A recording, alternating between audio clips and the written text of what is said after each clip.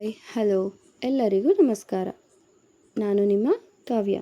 ಅಭಿವ್ಯಕ್ತಿ ಕಥಾಲೋಕಕ್ಕೆ ಸ್ವಾಗತ ಸುಸ್ವಾಗತ. ಶರದ್ ಮಾತಿಗೆ ಉತ್ತರ ನೀಡದೆ ಮೌನವಾಗಿ ತಲೆ ತಗ್ಗಿಸಿದವಳ ಗಲ್ಲವನ್ನು ಬಲವಾಗಿ ಹಿಡಿದೆತ್ತಿ, ನಿನ್ನನ್ನೇ ಕೇಳ್ತಿರೋದು. ಯಾರವರೆಲ್ಲ? ಯಾಕೆ ನಿನ್ನ ಫಾಲೋ ಮಾಡ್ತಿದ್ದಾರೆ? ಏನು ಮಾಡಿದೆ ನೀನು ಎಂದು ಅವಳನ್ನೇ ಅನುಮಾನಾಸ್ಪದವಾಗಿ ನೋಡುತ್ತಾ ಕೇಳಿದವನ ಮಾತಿಗೆ ಋತುಕಂಗಳು ಕೊಳಗಳಾಗಿದ್ದವು. ಇನ್ನು ನಾನು ಸತ್ಯ ಹೇಳದೆ ಸೈಲೆಂಟ್ ಆಗಿದ್ದರೆ ಮತ್ತೊಮ್ಮೆ ನನ್ನ ಅಪರಾಧಿ ಅಂತ ಇವನೇ ಘೋಷಿಸಿಬಿಡ್ತಾನೆ ಎಂದುಕೊಂಡು, ಅದು ನಾನು ಕೆಲಸ ಮಾಡ್ತಿದ್ದ ಬಾಸ್ನ ಬಾಡಿಗಾರ್ಡ್ಸ್ ಅವರು ಎಂದಳು ಹೆದರುತ್ತಲೇ. ಬಾಡಿಗಾರ್ಡ್ಸಾ? ಅವ್ರು ಯಾಕೆ ನೀನು ಬೆನ್ನಿಂದ ಬಿದ್ದಿದ್ದಾರೆ? ನಿನ್ನ ಯಾಕೆ ಕಿಡ್ನಾಪ್ ಮಾಡೋದಕ್ಕೆ ನೋಡಿದ್ರು ಎಂದ ಶರದ್ ಈಗ ಹುಬ್ಬು ಬೆಸೆಯುತ್ತಾ.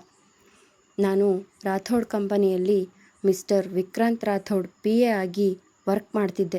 ಅವನಿಗೆ ನನ್ನ ಮೇಲೆ ಮೊದಲಿಂದಾನೂ ಕಣ್ಣಿತ್ತು. ಎಷ್ಟೋ ಸಾರಿ ನನಗೆ ಒಂದು ರಾತ್ರಿ ನನ್ನವಳಾಗು ಅಂತ ಪೀಡಿಸ್ತಿದ್ದ. ಹೀಗೆ ಒಂದಿನ ಆಫೀಸ್ ಹವರ್ಸ್ ಮುಗಿದ್ರೂ ಅರ್ಜೆಂಟಾಗಿ ಒಂದು ಮೇಲ್ ಕಳಿಸ್ಬೇಕು ಅಂತ ನನ್ನ ಆಫೀಸ್ನಲ್ಲಿ ಉಳಿಸ್ಕೊಂಡು ಲೆಟರ್ ಟೈಪ್ ಮಾಡಿ ಮೇಲ್ ಮಾಡು ಅಂತ ಅವನ ಕ್ಯಾಬಿನ್ಗೆ ನನ್ನ ಕರೆದ. ಅವನು ವಿಷಯ ಡಿಕ್ಟೇಟ್ ಮಾಡ್ತಿದ್ದ. ಮೊದಲು ಅವನ ಉದ್ದೇಶ ಏನು ಅಂತ ಗೊತ್ತಾಗಿರಲಿಲ್ಲ. ನಾನು ಲೆಟರ್ ಟೈಪ್ ಮಾಡ್ತಿರ್ಬೇಕಾದ್ರೆ ಕ್ಯಾಬಿನ್ ಲಾಕ್ ಮಾಡಿದ. ನನ್ನ ಹಿಂದೆ ಬಂದು ನಿಂತು ವಿಷಯ ಡಿಕ್ಟೇಟ್ ಮಾಡೋದಕ್ಕೆ ಶುರು ಮಾಡಿದ. ಅವನ ಉಸಿರು ನನ್ನ ಕುತ್ತಿಗೆಗೆ ಬಡಿದಾಗ ನಾನು ಹಿಂದೆ ತಿರುಗಿ ನೋಡಿದೆ. ಅವನು ನಗುತ್ತಾ ಲೆಟರ್ ಟೈಪ್ ಮಾಡಿ ಅಂದ. ನಾನು ಸರಿ ಅಂತ ಮತ್ತೆ ಟೈಪ್ ಮಾಡೋದಕ್ಕೆ ಶುರು ಮಾಡಿದೆ. ಈ ಸಾರಿ ನನ್ನನ್ನು ಹಿಂದಿನಿಂದ ಗಟ್ಟಿಯಾಗಿ ನನ್ನ ಕೊರಳು ಸುತ್ತ ಕೈ ಹಾಕಿ ನನ್ನ ಭುಜಕ್ಕೆ ಮುತ್ತು ಕೊಟ್ಟ. ನಾನು ತಕ್ಷಣ ಗಾಬರಿಯಾಗಿ ಟೈಪ್ ಮಾಡೋದನ್ನು ಬಿಟ್ಟು ಮೇಲೆದ್ದೆ ಎಂದು ಅವತ್ತು ನಡೆದ ಕಹಿ ಘಟನೆಯ ನೆನಪಿನ ಬುತ್ತಿಗೆ ಜಾರಿದಳು ಋತು. ಏನು ಮಾಡ್ತಿದ್ದೀರಾ ಮಿಸ್ಟರ್ ರಾಥೋಡ್ ಎಂದಳು ಋತು ಕಣ್ಣಲ್ಲೇ ಅಗ್ನಿ ಉಗುಳುತ್ತಾ. ಯಾಕೆ ಸ್ವೀಟಿ, ನಾನೇನು ಮಾಡಿದೆ ಅಂತ ಇಷ್ಟೊಂದು ಗಾಬರಿ ಆಗ್ತಿದೆಯಾ ಎಂದ ವಿಕ್ರಾಂತ್ ರಾಥೋಡ್. ಏನು ಮಾಡಿದ್ರಾ? ನಾಚಿಕೆ ಆಗಲ್ವಾ ನಿಮಗೆ? ಒಂದು ಹುಡುಗಿ ಜೊತೆ ಹೇಗೆ ನಡ್ಕೊಳ್ಬೇಕು ಅಂತ ಗೊತ್ತಿಲ್ವಾ? ಹೀಗೆಲ್ಲ ಮೈಕೈ ಮುಟ್ಟಿ ಮೇಲ್ ಬರಬೇಡಿ ಅಂದಳು ಕೋಪದಲ್ಲಿ ಋತು. ಓ ಕಮಾನ್ ಸ್ವೀಟ್ ಹಾರ್ಟ್, ನಾನು ಎಷ್ಟು ದಿನದಿಂದ ಕಾಳಾಗ್ತಾನೇ ಇದ್ದೀನಿ. ನೀನು ಮಾತ್ರ ನನ್ನ ಕಾಳು ತಿನ್ನೋದಕ್ಕೆ ಬರ್ತಿಲ್ಲ. ಅದಕ್ಕೆ ಈ ರೀತಿ ಆದರೂ ನನ್ನ ಆಸೆ ಏನು ಅಂತ ಗೊತ್ತಾಗಲಿ ಅಂತಾನೆ ನಿನ್ನ ಹತ್ತಿರ ಬಂದಿದ್ದು ಅಂದ ಮತ್ತಷ್ಟು ಅವಳ ಸಮೀಪ ಸಾಗಿ. ನೋಡಿ ಸರ್, ನಿಮ್ಮ ಉದ್ದೇಶ ಏನು ಅಂತ ನಂಗೆ ಚೆನ್ನಾಗಿ ಗೊತ್ತಿದೆ. ನೀವು ಅಂದ್ಕೊಂಡು ಟೈಪ್ ಹುಡುಗಿಯರ ಹಾಗೆ ನಾನಲ್ಲ. ಸೊ ಪ್ಲೀಸ್ ನನ್ನ ತಂಟೆಗೆ ಬರದೆ ನಿಮ್ಮ ಪಾಡಿಗಿದ್ರೆ ನಿಮಗೆ ಒಳ್ಳೆಯದು ಎಂದಳು ಋತು ವಾರ್ನ್ ಮಾಡುತ್ತಾ. ಏನು ಹೆದರಿಸ್ತೀಯಾ ಅಂದ ವಿಕ್ರಾಂತ್ ರಾಥೋಡ್ ನಗುತ್ತಾ. ಹೆದರಿಸ್ತಿಲ್ಲ, ವಾರ್ನ್ ಮಾಡ್ತಿದ್ದೀನಿ ಎಂದಳು ಋತು. ನೋಡು ಬೇಬಿ, ಈ ವಿಕ್ರಾಂತ್ ರಾಥೋಡ್ಗೆ ನೋ ಅನ್ನೋ ಪದ ಇಷ್ಟ ಆಗಲ್ಲ. ಹಾಗೆ ನಾನು ಕಣ್ಣಿಟ್ಟ ಹುಡುಗಿಯರನ್ನು ನನ್ನ ಪಲ್ಲಂಗದಲ್ಲಿ ಸುಖ ಅನುಭವಿಸದೆ ಬಿಟ್ಟಿಲ್ಲ. ಅದು ಹೇಗೆ ನಿನ್ನ ಬಿಟ್ಬಿಡೋದಕ್ಕೆ ಆಗುತ್ತೆ ಹೇಳು? ನೋಡು, ನಿನಗೆ ಎಷ್ಟು ದುಡ್ಡು ಬೇಕೋ ಕೇಳು, ನಾನು ಕೊಡ್ತೀನಿ. ಆದರೆ ನೀನು ಒಂದೇ ಒಂದು ರಾತ್ರಿ ನನ್ನವಳಾಗು ಸಾಕು ಅಂದ ಋತುವನ್ನು ಮೇಲಿನಿಂದ ಕೆಳಗಿನವರೆಗೆ ಆಸೆ ಕಂಗಳಿಂದ ತಿನ್ನುವಂತೆ ನೋಡುತ್ತಾ ತನ್ನ ಗಡ್ಡದ ಮೇಲೆ ಕೈಯಾಡಿಸುತ್ತಾ ಹೇಳಿದ. ಛೀ, ನೀನು ಇಷ್ಟೊಂದು ಕಾಮುಕ ಅಂತ ಗೊತ್ತಿರಲಿಲ್ಲ. ಎಷ್ಟೋ ಸಲ ನಂಗೆ ಅನ್ನಿಸೋದು, ನಿನ್ನ ನೋಟ ನಿನ್ನ ನಡವಳಿಕೆ ನನಗೆ ಇರ್ಸು ಮುರ್ಸು ಆಗೋದು. ಆಗೆಲ್ಲ ನಾನೇ ಎಲ್ಲೋ ನಿನ್ನ ತಪ್ಪಾಗಿ ಅರ್ಥ ಮಾಡ್ಕೊಂಡಿದ್ದೀನಿ ಅಂತ ಅಂದ್ಕೊಳ್ತಿದ್ದೆ. ಈಗ ಗೊತ್ತಾಗ್ತಿದೆ ನಾನು ಅಂದ್ಕೊಳ್ತಿದ್ದಿದ್ದು ಸರಿನೇ ಅಂತ. ನಿನ್ನ ದುಡ್ಡಿಗೆ ಆಸೆಪಟ್ಟು ಸೆರಗು ಹಾಸೋ ಹುಡುಗಿಯರ ಹಾಗೆ ಅಲ್ಲ ನಾನು. ನಿನಗೆ ಇನ್ನೊಂದು ವಿಷಯ ಕ್ಲಿಯರ್ ಮಾಡ್ತೀನಿ. ನನಗೆ ಈಗಾಗಲೇ ಮದುವೆ ಆಗಿದೆ. ಹಾಂ, ಹಾಗೆ ನೀನು ಬಿಸಾಕೋ ಎಂಜಲ್ ಕಾಸಿಗೆ ನನ್ನ ಮೈ ಮಾರ್ಕೊಳ್ಳೋ ಅಂಥ ಹೆಣ್ಣಲ್ಲ ನಾನು ಅಂದು ಕ್ಯಾಬಿನ್ ಲಾಕ್ ತೆಗೆದು ಅವಸರದಲ್ಲಿ ಓಡಿದಳು ಋತು. ಓಡುತ್ತಾ ಆಫೀಸ್ ಮುಂದೆ ಸಿಕ್ಕ ಆಟೋ ಏರಿ ಕೂತು ತನ್ನ PG ಅಡ್ರೆಸ್ ಹೇಳಿ ಅಲ್ಲಿಗೆ ಡ್ರಾಪ್ ಮಾಡಲು ಹೇಳಿದಳು. ಎದೆ ಬಡಿತ ಜೋರಾಗಿತ್ತು. ಅಷ್ಟೆಲ್ಲ ಹೇಳುವಾಗಿರೋ ಧೈರ್ಯ ಈಗಿರಲಿಲ್ಲ. ಕೈಕಾಲುಗಳೆಲ್ಲ ನಡುಗುತ್ತಿದ್ದವು. ಹಣೆ ಮೇಲೆ ಬೆವರು ಸಾಲುಗಟ್ಟಿತ್ತು. ಋತುನ ಆತಂಕ ಮತ್ತು ಭಯ ತುಂಬಿದ ಮುಖ ನೋಡಿ ಯಾಕೆ ಮೇಡಮ್, ಏನಾಯಿತು? ಯಾಕೆ ಅಷ್ಟೊಂದು ಗಾಬರಿ ಭಯ ಬಿದ್ದಿರೋ ಹಾಗೆ ಕಾಣ್ತಿದ್ದೀರಾ ಅಂತ ಕೇಳಿದ ಆಟೋ ಡ್ರೈವರ್. ಅದು ಅದು ಏನಿಲ್ಲ ಅಂದಳು ತನ್ನ ದುಪ್ಪಟ್ಟದಿಂದ ಮುಖದ ಮೇಲಿನ ಬೆವರ ಹನಿಗಳನ್ನು ಒರೆಸಿಕೊಳ್ಳುತ್ತಾ. ಮನಸ್ಸಲ್ಲಿ ನಾನು ಅಷ್ಟೆಲ್ಲ ಮಾತಾಡಿದರೂ ವಾಪಸ್ ಒಂದೂ ಮಾತಾಡದೆ ನನ್ನ ಅಷ್ಟು ಸುಲಭವಾಗಿ ಹೋಗೋದಕ್ಕೆ ಬಿಟ್ಟ. ಯಾಕೆ? ಅವನ ತಲೆಯಲ್ಲಿ ಏನು ಓಡ್ತಿದೆ? ಎಷ್ಟೋ ಹೆಣ್ಮಕ್ಳನ್ನು ಬಲವಂತವಾಗಾದರೂ ಸರಿ ಅವರನ್ನು ಅನುಭವಿಸದೆ ಬಿಟ್ಟಿಲ್ಲ. ಅಂಥದ್ರಲ್ಲಿ ನನ್ನನ್ನು ಸುಮ್ಮನೆ ಬಿಟ್ಟಿದ್ದಾನೆ ಅಂದರೆ ನನಗೆ ಯಾಕೋ ಅನುಮಾನ. ಅವನು ಇಷ್ಟಕ್ಕೆ ಸುಮ್ಮನೆ ಇರೋಲ್ಲ, ಬೇರೆ ಏನೋ ದೊಡ್ಡದಾಗಿ ಪ್ಲ್ಯಾನ್ ಮಾಡ್ತಿದ್ದಾನೆ ಅನಿಸತ್ತೆ.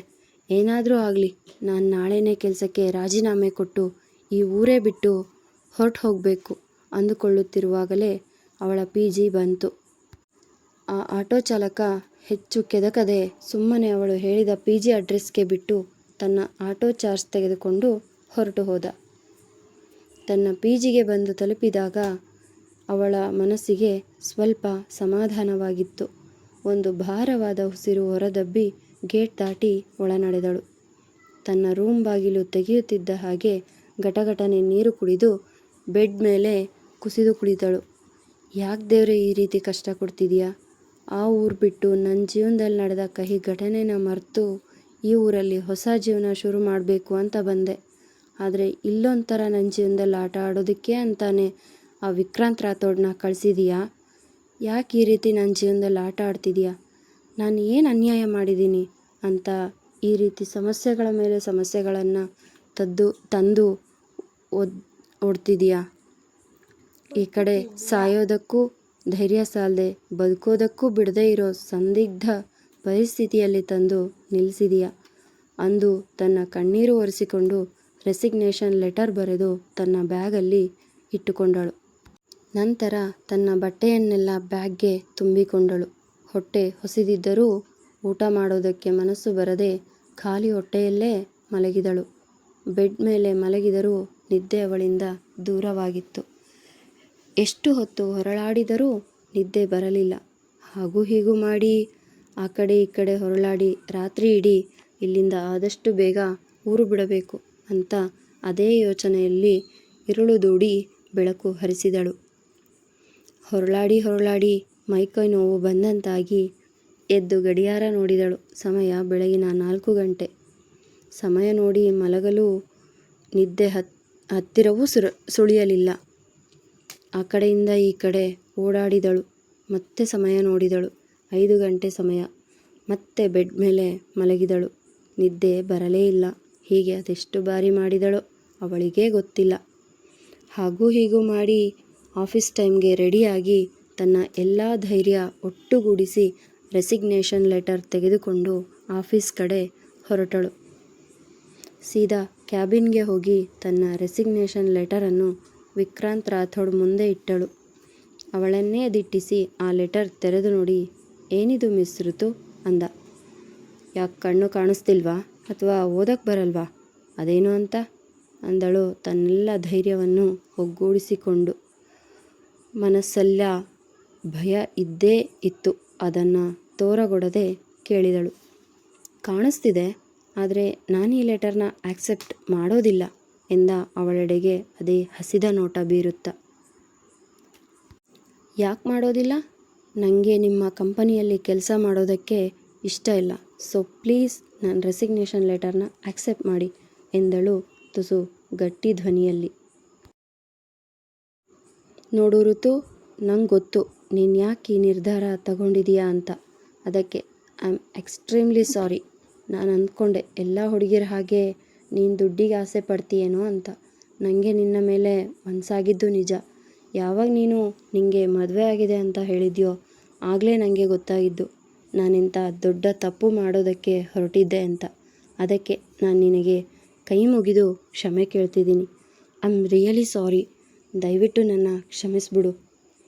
ನಂಗೆ ಗೊತ್ತು ನಾನು ಮಾಡೋದಕ್ಕೆ ಹೊರಟಿದ್ದ ಕೆಲಸ ಎಂಥ ನಾಚಿಗೆ ಕೆಟ್ಟ ಕೆಲಸ ಅಂತ. ದಯವಿಟ್ಟು ನನ್ನ ಕ್ಷಮಿಸಿ ನನಗೆ ಬದಲಾಗೋದಕ್ಕೆ ಒಂದೇ ಒಂದು ಅವಕಾಶ ಕೊಡು ಪ್ಲೀಸ್ ಋತು ಅಂದ ವಿಕ್ರಾಂತ್ ರಾಥೋಡ್ ಕೈ ಮುಗಿಯುತ್ತಾ. ಇವನು ನಿಜವಾಗ್ಲೂ ಬದಲಾಗಿದ್ದಾನಾ ಅಥವಾ ನನ್ನನ್ನು ನಂಬಿಸೋದಕ್ಕೆ ಈ ರೀತಿ ನಾಟಕ ಆಡ್ತಿದ್ದಾನಾ? ಒಂದೂ ಗೊತ್ತಾಗ್ತಿಲ್ವಲ್ಲ. ಎಂದು ಮನಸ್ಸಲ್ಲೇ ಅಂದುಕೊಳ್ಳುತ್ತಿದ್ದಳು ಋತು. ಅವಳ ಮೌನ ಭಂಗ ಮಾಡುತ್ತಾ, ನಂಗೆ ಗೊತ್ತು ಋತು, ಈಗ ನಿನ್ನ ಮನಸ್ಸಲ್ಲಿ ಏನು ನಡೀತಿದೆ ಅಂತ. ಇವನೇನಪ್ಪ ಒಂದೇ ರಾತ್ರಿಯಲ್ಲಿ ದಿಢೀರಂತ ಇಷ್ಟೊಂದು ಬದಲಾವಣೆ ಅಂತ. ಹಾಗೆ ನಿಂಗೆ ಹೀಗೂ ಅನ್ನಿಸ್ತಿರಬಹುದು ನಾನು ನಿನ್ನ ನಂಬಿಸೋದಕ್ಕೆ ಈ ರೀತಿ ನಾಟಕ ಆಡ್ತಿದ್ದೀನಿ ಅಂತ. ಆ ಥರ ಏನಿಲ್ಲ, ನಿಜವಾಗ್ಲೂ ಬದಲಾಗಿದ್ದೀನಿ. ಅದು ನಿನ್ನ ವಿಷಯದಲ್ಲಿ ಮಾತ್ರ. ನನಗೆ ನನ್ನ ತಪ್ಪನ್ನು ತಿದ್ಕೊಳ್ಳೋದಕ್ಕೆ ಒಂದು ಅವಕಾಶ ಕೊಡು please. It's my request. Please ಋತು, ಪ್ಲೀಸ್. ಈಗ ನಾನೇನಾದರೂ ಈ ಲೆಟರ್ನ ಆಕ್ಸೆಪ್ಟ್ ಮಾಡಿದ್ರೆ ಜೀವನ ಪೂರ್ತಿ ಪಶ್ಚಾತ್ತಾಪದ ಬೇಗುದಿಯಲ್ಲಿ ಬೇಯಬೇಕಾಗುತ್ತೆ. ಪ್ಲೀಸ್ ಅಂತ ಶಿಕ್ಷೆ ಮಾತ್ರ ಕೊಡಬೇಡ. ಅದಕ್ಕೆ ನಾನು ಈ ಲೆಟರ್ನ ಆಕ್ಸೆಪ್ಟ್ ಮಾಡೋದಿಲ್ಲ ಎಂದ ವಿಕ್ರಾಂತ್ ರಾಥೋಡ್. ಋತು ಆಗಲೂ ಕೂಡ ಏನೂ ಹೇಳದೆ ಮೌನವಾಗಿ ನಿಂತಿದ್ದಳು. ಯಾಕೆ ಋತು ಏನೂ ಮಾತಾಡ್ತಿಲ್ಲ ಎಂದ ವಿಕ್ರಾಂತ್ ರಾಥೋಡ್ ಅವಳ ಮೌನವನ್ನು ಸಹಿಸದಾದ. ಪ್ಲೀಸ್ ನನ್ನ ಕ್ಷಮಿಸು, ಪ್ಲೀಸ್, ಒಂದೇ ಒಂದು ಸರಿ ಪ್ಲೀಸ್ ಎನ್ನುತ್ತಾ ಅವಳ ಎರಡೂ ಕೈಗಳನ್ನು ತನ್ನ ಕೈಯಲ್ಲಿ ಹಿಡಿದುಕೊಂಡು ಬೇಡಿಕೊಂಡ. ಸರ್, ಇದೇನು ಮಾಡ್ತಿದ್ದೀರಾ, ಪ್ಲೀಸ್ ನನ್ನ ಕೈ ಬಿಡಿ ಎಂದಳು ಋತು ಗಾಬರಿಯಿಂದ ಕೈ ಬಿಡಿಸಿಕೊಳ್ಳಲು ಯತ್ನಿಸುತ್ತಾ. ಇಲ್ಲ, ನೀನು ನನ್ನ ಕ್ಷಮಿಸಿದ್ದೀನಿ ಅಂತ ಹೇಳೋವರೆಗೂ ನಾನು ನಿನ್ನ ಕೈ ಬಿಡೋದಿಲ್ಲ ಎಂದ ವಿಕ್ರಾಂತ್ ರಾಥೋಡ್. ಸರ್ ಪ್ಲೀಸ್, ನೋಡಿದವ್ರು ಏನು ತಿಳ್ಕೊಳ್ಳೋದಿಲ್ಲ, ದಯವಿಟ್ಟು ನನ್ನ ಕೈ ಬಿಡಿ ಎಂದಳು ಋತು ಯಾರಾದರೂ ನೋಡಿದರೆ ಎಂದು ಮುಜುಗರದಿಂದಲೇ. ನೀನು ನನ್ನ ಕ್ಷಮಿಸಿದ್ದೀನಿ ಅಂತ ಹೇಳು, ಬಿಡ್ತೀನಿ ಎಂದ ವಿಕ್ರಾಂತ್ ರಾಥೋಡ್. ಸರಿ ಸರ್, ನಾನು ನಿಮ್ಮನ್ನು ಕ್ಷಮಿಸಿದ್ದೀನಿ, ಪ್ಲೀಸ್ ಈಗಲಾದರೂ ನನ್ನ ಕೈ ಬಿಡಿ ಎಂದಳು ಋತು. ಥ್ಯಾಂಕ್ ಯು ಸೋ ಮಚ್ ಋತು, ನನ್ನ ಕ್ಷಮಿಸಿದ್ದಕ್ಕೆ. ಪ್ಲೀಸ್ ಈ ಕೆಲಸ ಬಿಡೋ ಯೋಚನೆನ ಕೈಬಿಟ್ಟು ಮುಂದಿನ ಕೆಲಸದ ಕಡೆ ಗಮನ ಕೊಡು ಎಂದ ವಿಕ್ರಾಂತ್ ರಾಥೋಡ್ ಅವಳ ಕೈ ಬಿಡುತ್ತಾ. ಸರಿ ಸರ್ ಅಂದು ತನ್ನ ಕ್ಯಾಬಿನ್ ಕಡೆ ನಡೆದಳು ಋತು. ಋತು ತನ್ನ ಕ್ಯಾಬಿನ್ ಕಡೆ ಹೋಗ್ತಿದ್ದ ಹಾಗೆ ವಿಕ್ರಾಂತ್ ರಾಥೋಡ್ ಏನೋ ಸಾಧಿಸಿದವನಂತೆ ಗೆಲುವಿನ ನಗು ನಕ್ಕ. ಕ್ಯಾಬಿನ್ಗೆ ಬಂದ ಋತು, ಇವನ ನಿಜವಾಗಲೂ ಬದಲಾಗಿದ್ದಾನ ಅಥವಾ ನನ್ನನ್ನು ನಂಬಿಸೋದಕ್ಕೆ ಪ್ರಯತ್ನ ಪಡ್ತಿದ್ದಾನ ಒಂದೂ ಅರ್ಥ ಆಗ್ತಿಲ್ಲ.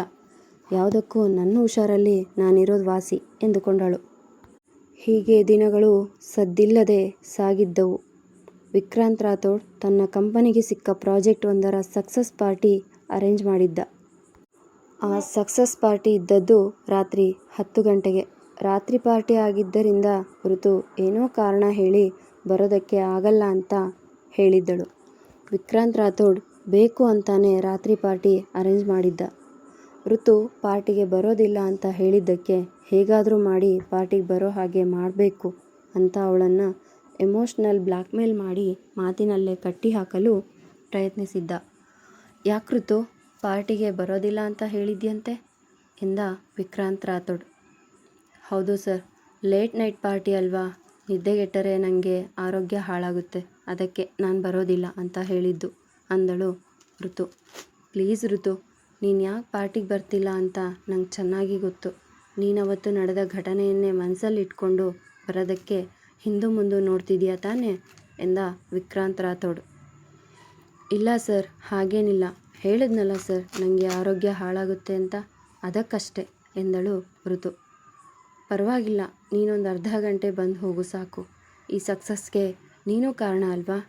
ಎಲ್ಲರೂ ಒಟ್ಟಾಗಿ ಸೇರಿ ಹಗಲು ರಾತ್ರಿ ಎನ್ನದೆ ಶ್ರಮವಹಿಸಿ ಕೆಲಸ ಮಾಡಿದ್ರ ಪರಿಣಾಮ ಇವತ್ತು ಇಷ್ಟು ದೊಡ್ಡ ಯಶಸ್ಸು ಸಿಕ್ಕಿದೆ. ಅದು ಅಲ್ಲದೆ ಎಲ್ಲರೂ ಪಾರ್ಟಿಗೆ ಬಂದಿರ್ತಾರೆ, ನೀನೊಬ್ಬಳು ಮಾತ್ರ ಬರಲಿಲ್ಲ ಅಂದರೆ ಏನು ಚೆನ್ನಾಗಿರುತ್ತೆ ಹೇಳು. ಪ್ಲೀಸ್ ಋತು, ಬರೀ ಅರ್ಧ ಗಂಟೆ ಅಷ್ಟೇ, ಪ್ಲೀಸ್ ಋತು, ಇದು ನನ್ನ ಆರ್ಡರ್ ಅಲ್ಲ, ಇಟ್ಸ್ ಮೈ ಹಂಬಲ್ ರಿಕ್ವೆಸ್ಟ್ ಎಂದು ಗೋಗರೆದು ಆಹ್ವಾನಿಸಿದ ವಿಕ್ರಾಂತ್ ರಾಥೋಡ್. ಮುಂದುವರೆಯುವುದು. ನಿಮ್ಮ ಅನಿಸಿಕೆ ಅಭಿಪ್ರಾಯಗಳನ್ನು ಕಮೆಂಟ್ ಮೂಲಕ ತಿಳಿಸಿ. ಲೈಕ್ ಮತ್ತು ಶೇರ್ ಮಾಡಿ. ಧನ್ಯವಾದಗಳು.